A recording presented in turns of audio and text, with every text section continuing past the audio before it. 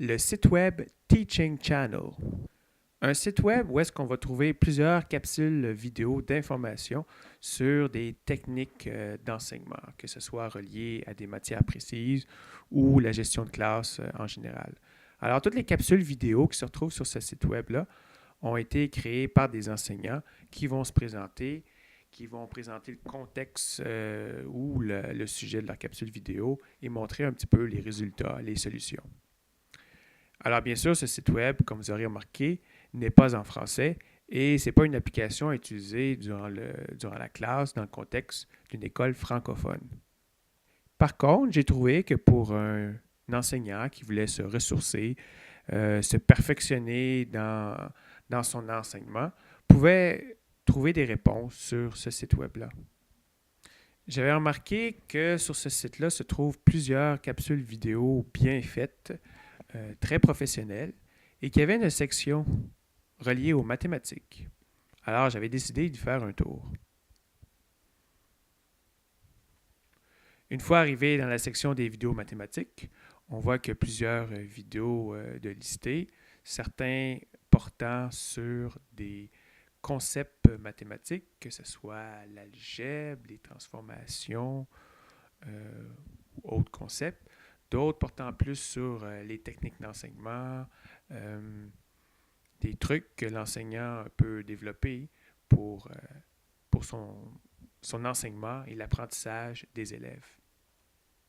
On peut naviguer dans la section en voyant toutes les vidéos qui s'y trouvent, d'une section à une autre.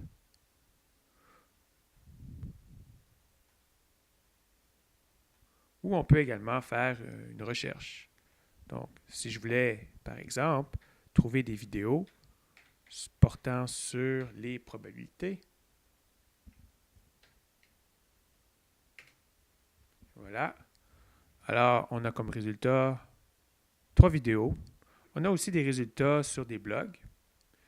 Mais dans ce cas-ci, je serais plus intéressé par les vidéos. Donc, je pourrais décider que celui-ci m'intéresse.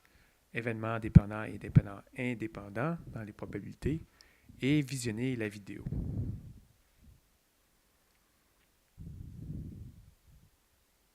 Mais Teaching Channel, ce n'est pas uniquement des vidéos. Si on regarde les menus de navigation, on peut voir qu'en plus du menu vidéo, on a une section enseignant. On a une section aussi réponses, questions et réponses.